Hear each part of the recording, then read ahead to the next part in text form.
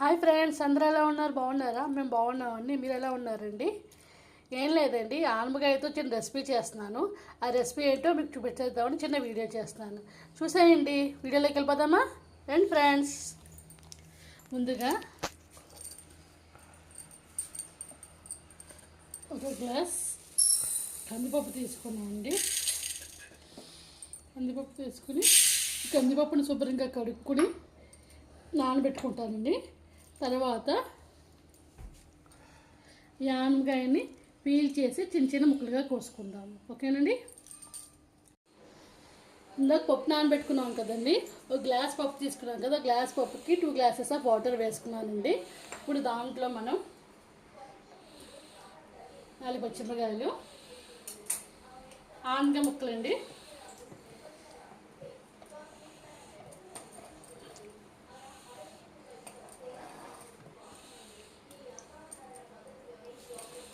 వేసుకుని కొంచెం నాకు వాటర్ తగినట్టు అనిపిస్తుంది, కొంచెం వేసుకుంటున్నాను.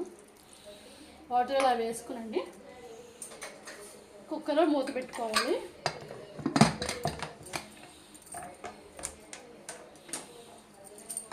మూత పెట్టుకుని స్టవ్ వెలిగించుకొని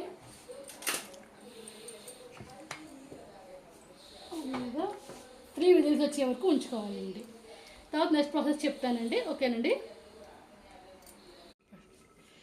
పప్పు ఉడికిపోయిందండి. కుక్కర్ మూత తీసేసుకుంటున్నాం.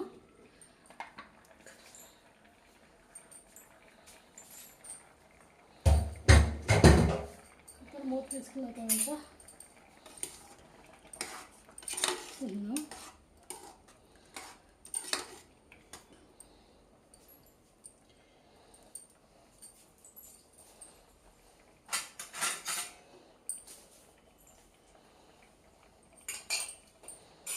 ఇప్పుడు దీంట్లోకి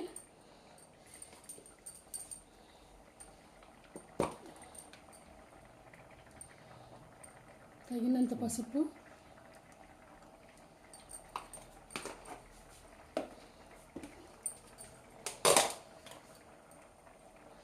తగినంత కారం,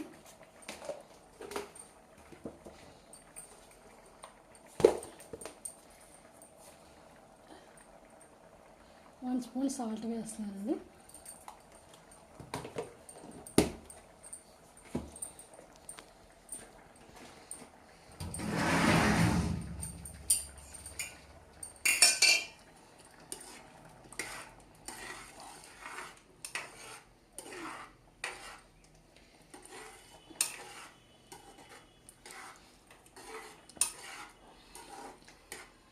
దగ్గర పడాలండి, పప్పు దగ్గర పడాలి.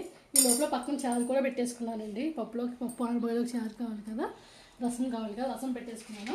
ఇప్పుడు ఏం చేద్దామంటే ఈ రసం మనం పక్కన పెట్టేసుకొని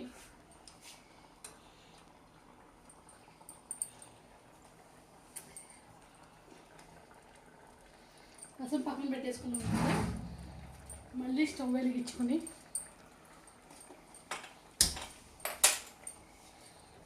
బాండీ పెట్టుకుందామండి. ఇది పెట్టుకుని ఇందులోకి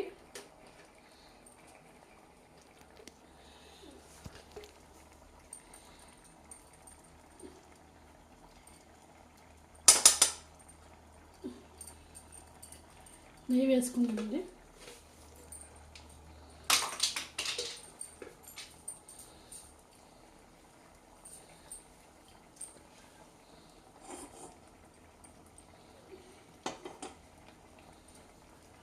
కదా అప్పుడు ఆ నెయ్యిలోకి ముందుగా ఎల్లుల్లిపాయలు వేస్తున్నానండి.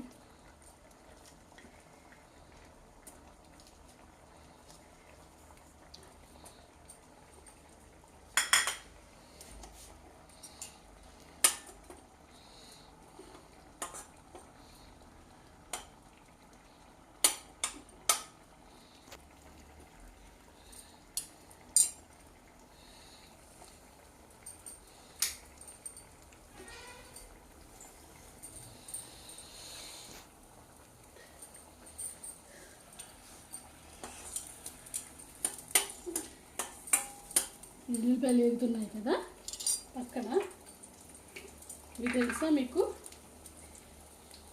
వీటిని వావంటాలు అంటారండి, ఆవాలు కాదు వావంటాలు. ఇవి వేస్తున్నాను నేను. ఈ పప్పులో వేస్తే చాలా కమ్మటి టేస్ట్ వస్తుందండి. వావంటాలు అంటారు. వావంటాలు, జీలకర్ర వేస్తున్నాను. తర్వాత అలాగే ఎండుమిర్చి.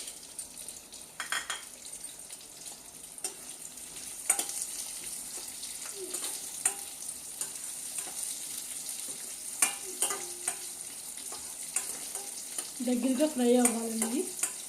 ఇంకా బాగా వేగితే, ఎంత వేగితే అంత టేస్ట్ ఉంటుందండి. అలాగని మా కలర్ మారుకోకుండా చూసుకుందండి, జాగ్రత్తగా వేసుకోవాలి.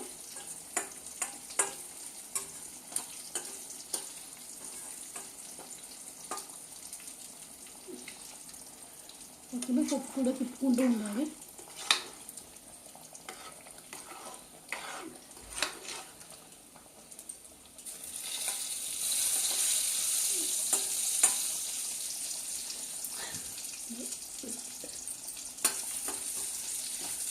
వేగుతున్నాయి కదండి.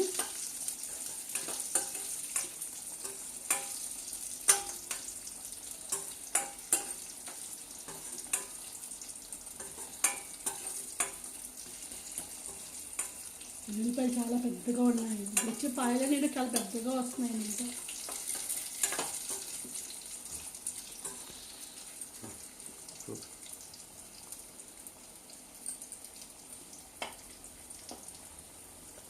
అలా వేగుతున్నాయి కదండి. ఈ టైంలో మనం ఏం చేస్తామంటే మెయిన్ ఆయుధం వేయాలి కదండి. ఇప్పుడు ఆకుల్లో లారాజైన టేస్టింగ్ కరివేపాకు వేసానండి.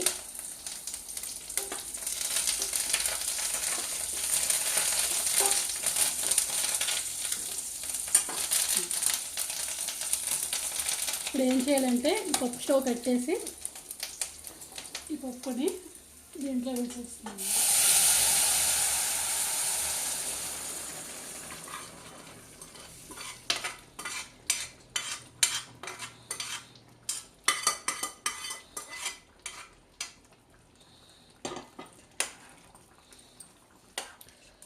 పప్పు ఇలా కొంచెం దగ్గర పడే వరకు ఉంచుకోవాలండి. ఇది రైస్లోకి బాగుంటుంది, చపాతీలోకి బాగుంటుంది, రోటీలోకి బాగుంటుంది. ఇష్టం అండి. వారానికి 2 సార్లైనా ఒక ఆకుకూరతోటి, ఒక కాయగూరతో పప్పు కంపల్సరీ వండుకోండి, బలవండి.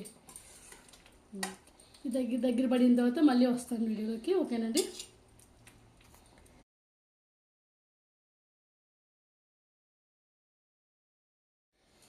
ఓకేనండి, ఎంతో ఈజీగా చేసుకుని పప్పు ఆనపకాయ కర్రీ రెడీ అయిపోయిందండి. మీకు కనుక మా చిన్న వీడియో నచ్చినట్లయితే please like, share, subscribe my channel Ramesh Manju soul. Thank you all. ఉంటానండి. Bye bye.